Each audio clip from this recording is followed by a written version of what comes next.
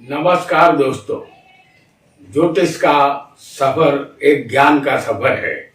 इस सफर में साथ चलने वाले तमाम भाई बहनों को नरेश गांधी का सादर प्रणाम। यह हमारा 360वां एपिसोड है जिसका नाम है मनुष्य योनि और कर्म का बंधन। दोस्तों, इस दुनिया में कर्म की सत्ता ही चलती है। कुदरत ने कर्म करने के लिए सुंदर देह दिया है।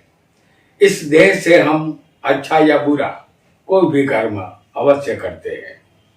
और भगवान श्री कृष्ण ने गीता में कभी कहा है कि तेरा कर्म पर ही अधिकार है, फल पर नहीं। तो निष्काम कर्म कर। यह निष्काम कर्म क्या है? निष्काम कर्म उसे कहते हैं जिसमें हमारा निजी फायदा या स्वार्थ न हो। कर्म के फल से खुद को अलग कर देना ही निष्काम कर्म होता है। हमारे पुराणों में 84 लाख योनि का जिक्र है। उस योनि में भटकने के बाद ही हमें मनुष्य देह मिलता है। हम जब देह धारण करके दुनिया में आते हैं, लेकिन हमने अपने माता पिता को सुखी करने का कर्म नहीं किया, अपने भाई बहन और मित्रों की कोई मदद नहीं की और ना ही पैसा होते हुए भी कभी गरीबों को भोजन तक नहीं कराया, तब समझ जाइए कि अगला जन्म हमें जीव जंतु पशु पक्षी का मिल सकता है। क्योंकि योनि 84 लाख है। इनमें से एक योनि वृक्ष की है। कोई भी वृक्ष अपने एक पैर पर तपस्वी की तरह जीवन भर खड़ा रहकर तपस्या करता है। पत्थर मारने वालों को वह फूल फल छांव देता है। इतना ही नहीं, वह हमारे घर में सजावट के लिए अपनी लकड़ियां भी देता है और मरघट में अंतिम चिता में यही लकड़ियां काम भी आती है। यहाँ तक के पेड़ पर पक्षी अपना घोंसला बनाते हैं। पेड़ इनकार नहीं करता है। पूरा जन्म पेड़ का दूसरों की सेवा में बीत जाता है। क्योंकि मनुष्य देह मिलने के बाद भी जीवात्मा कोई भी अच्छा कर्म नहीं करता, उसे वृक्ष की योनि अवश्य मिलती होगी। और इस वृक्ष की योनि में उसे सिर्फ सेवा ही करनी होती है। यह हमारा निजी विचार है। अब तो वैज्ञानिक भी मानते हैं कि वृक्ष पेड़ पौधे मनुष्य की तरह ही सांस लेते हैं। उसे भी जिंदा रहने के लिए हवा पानी की जरूरत होती है। एक वृक्ष हमें कुछ न कुछ देना सिखाता है, अच्छे और निष्काम कर्म करना सिखाता है। कुंडली में 10वां स्थान सत्ता, आजीविका और कर्म का है। कर्म के बंधन से छूटना मुश्किल है। हमारी कुंडली बताएगी कि इस जन्म में हमारे कर्म कैसे होंगे। आइए इसे जानते हैं कुंडली के माध्यम से। हमने आपके सामने मेष लग्न की एक कुंडली बनाई है जो काल पुरुष की कुंडली होती है। आपको सिर्फ स्थान याद रखना है जो हम बताएंगे, और उस ग्रह को याद रखना है जो आपकी कुंडली में 10वें स्थान का मालिक बनेगा। इस कुंडली में 10वें स्थान का मालिक शनि बनता है।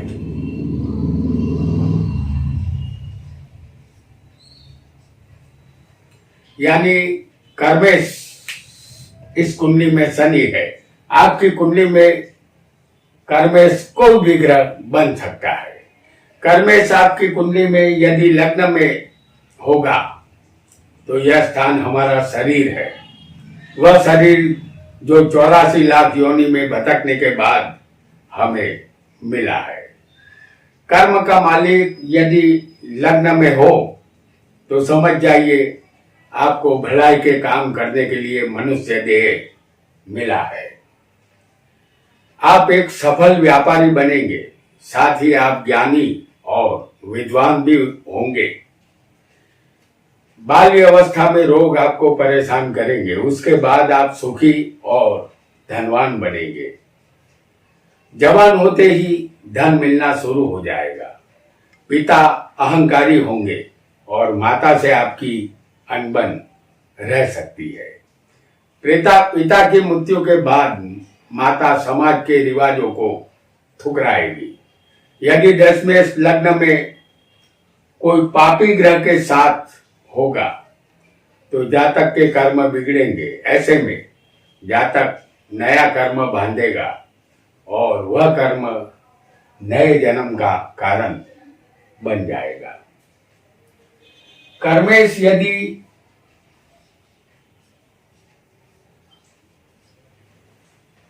दूसरे स्थान में होगा तो यह स्थान धन, वाणी और कुटुंब का है। कर्मेश का इस स्थान में आना यही दर्शाता है कि आप गुणवान और धनवान बनेंगे। आप एक सत्य वक्ता बनेंगे। पुत्र का सुख आपको अवश्य मिलेगा। आपके पालन पोषण में माता की विशेष भूमिका रहेगी। आप आशावादी और महत्वाकांक्षी बनेंगे। धन कमाने के लिए आप कुछ भी करेंगे। आपकी भाषा कठोर होगी। आपके अंदर निर्णय शक्ति का अभाव होगा। दूसरों की सलाह की आपको जरूरत होगी। यहाँ धन आपको अच्छे कार्यों में खर्च करना होगा। किसी का धन उधार लिया हो तो उसे इसी जन्म में चुकता करे, अन्यथा धन ही आपके कर्म बंधन का कारण बनेगा और नया जन्म धारण आपको करना होगा। कर्मेश यदि तीसरे स्थान में हो, 10वें का मालिक आपकी कुंडली में कोई भी ग्रह बना हो। मेष लग्न की इस कुंडली में 10वें के मालिक शनि है, इसलिए हम आपको शनि को दिखा रहे हैं। तो कर्मेश यदि तीसरे होगा तो यह स्थान भाई बहन, हिम्मत और पराक्रम का है। कर्मेश इस स्थान में हो तो भाई बहन का सुख मिलता है। आप गुणवान और साहसिक अवश्य होंगे। साथ ही सच्चाई में आपको विश्वास होगा। माता और अपने मामा से संबंध अच्छे नहीं रहेंगे। शारीरिक तौर पर आप निर्बल रहेंगे और हल्के प्रकार के काम करेंगे। ज्यादा मेहनत और परिश्रम का काम आप नहीं कर पाएंगे। यदि मंगल आपकी कुंडली में तीसरे, चौथे या 7वें होगा तो मंगल की दृष्टि समझ जाइए कर्म पर आएगी। तो मंगल की दृष्टि यदि कर्म पर होगी तो आप हल्के काम नहीं करेंगे। एक के बाद एक कामयाबी के शिखर सर करते चले जाएंगे। आप शक्तिशाली और धनवान बनेंगे। लेकिन याद रहे, कर्म का मालिक कोई भी ग्रह हो, यदि तीसरे होगा, जैसे कर्म का मालिक इस कुंडली में शनि बनता है, और यदि कर्म का मालिक तीसरे होगा तो राजा महाराजा के मुगट भी धूल में मिल जाते हैं।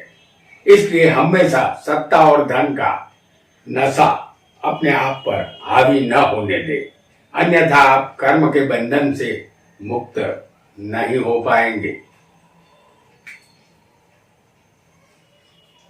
कर्मेश यदि चौथे स्थान में होगा तो यह स्थान जमीन, माता, वाहन और मकान का है। कर्मेश का इस स्थान में आना यही दर्शाता है कि आप बनेंगे धनवान और सुखी। मोटर, गाड़ी, बंगला, जमीन का सुख आपको अवश्य मिलेगा। माता पिता के साथ संबंध मधुर रहेंगे। इनकी खातिर आप कुछ भी करने को सदा तैयार रहेंगे। आप रुपयों से ज्यादा चरित्र को महत्व देंगे। राजा से सम्मान आपको मिलेगा। अपने कर्म के द्वारा कोई भी अवार्ड, खिताब, डिग्री या प्रमाण पत्र आपको सरकार से अवश्य मिलेगा। कीर्ति, नामना, प्रतिष्ठा मिलेगी। कोई भी चीज आपको आसानी से मिल जाएगी। आपके रिश्तेदार और मित्रों में आपका रुतबा होगा, वह आपकी इज्जत करेंगे। याद रखने योग्य बात एक ही है, इस जन्म में माता का आशीर्वाद प्राप्त करें, उसे सदा सुखी रखें। इससे कर्म का बंधन टूट जाएगा और आप सुखी बनेंगे।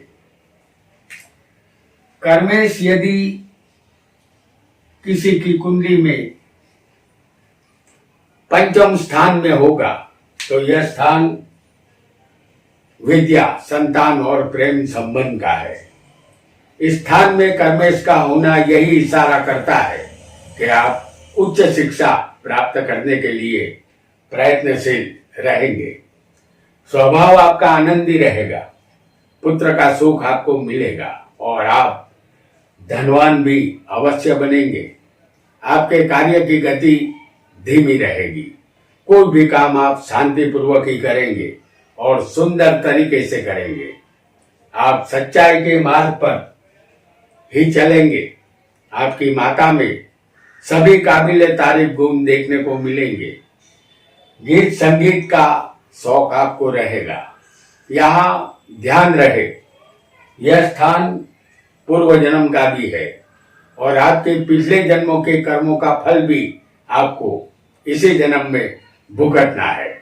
तो इस जन्म में आपका रुझान अच्छे कर्मों की तरफ रहना चाहिए, तभी आप कर्म बंधन से मुक्त होंगे। और यदि कर्मेश यानी कि 10वें के मालिक, जो आपकी कुंडली में कोई भी ग्रह बन सकता है, मेष लग्न की इस कुंडली में 10वें के मालिक शनि बनते हैं, तो हम शनि ग्रह को आपको दिखा रहे हैं। कर्मेश 6ठे स्थान में होगा तो यह स्थान शत्रु, रोग और कर्ज का है। आपको पिता का सुख नहीं मिलेगा। आप चालाक जरूर होंगे लेकिन धन से वंचित रहेंगे। शत्रु परेशान करेंगे। यदि आपकी कुंडली में कर्मेश शुभ ग्रह होगा तो आपको मित्रों की सहायता मिलेगी। सख्त परिश्रम करने से नौकरी में प्रमोशन भी मिलेगा। आप निर्भय बनेंगे। आपके विचार आईने की तरह साफ होंगे। स्पष्ट वक्ता आप बनेंगे। आपकी कुंडली में लग्नेश और सक्सेस दोनों मित्र होंगे तो आप सरकारी नौकरी करेंगे। जैसे इस कुंडली में लग्नेश मंगल है और सक्सेस बुध है, जो मित्र नहीं होते तो सरकारी नौकरी आप नहीं करेंगे। लेकिन मंगल के मित्र, समझ लीजिए कि लग्नेश मंगल है और यहाँ उसके मित्र की कोई राशि होगी, जैसे चंद्र, सूर्य, गुरु और खुद मंगल की, तो आपको सरकारी जॉब मिल सकती है, तो आप सरकारी नौकरी करेंगे। जो कर्मेश कोई पाप ग्रह होगा, जैसे इस कुंडली में कर्मेश बुध है जो पाप ग्रह नहीं है, अगर कोई कर्मेश आपकी कुंडली में कोई पाप ग्रह होगा तो आप शत्रु से और कर्ज से परेशान रहेंगे। जैसे इस कुंडली में कर्मेश शनि है जो पाप ग्रह है, तो आपको रोग और शत्रु से आप परेशान रह सकते हैं। हृदय आपका कठोर बनेगा। कोई भी काम आप करने के लिए तैयार हो जाएंगे। सेहत का लाभ आपको मिलेगा। आप अपनी पत्नी पर भी भरोसा नहीं करेंगे। उसके साथ भी कोई ना कोई बहाने से झगड़ा अवश्य करेंगे। यदि आप कर्जदार बने हो तो इसी जन्म में कर्ज चुकाना बेहतर होगा। यदि नहीं चुकाया तो दूसरा जन्म कर्ज चुकता करने के लिए अवश्य लेना होगा, क्योंकि कर्म का बंधन किसी को नहीं छोड़ता। तो दोस्तों, आज हमने मनुष्य योनि और कर्म का बंधन के विषय में जाना। कर्म का बंधन ऐसे ही नहीं टूटता, इसके लिए हमें और आपको अनेक जन्म लेने होंगे, तभी कर्म के बंधन से मुक्ति मिलेगी। यहाँ पहला पाठ समाप्त होता है। दूसरा पाठ हम बहुत जल्द लेकर आएंगे। तब तक के लिए आप सबका बहुत बहुत धन्यवाद।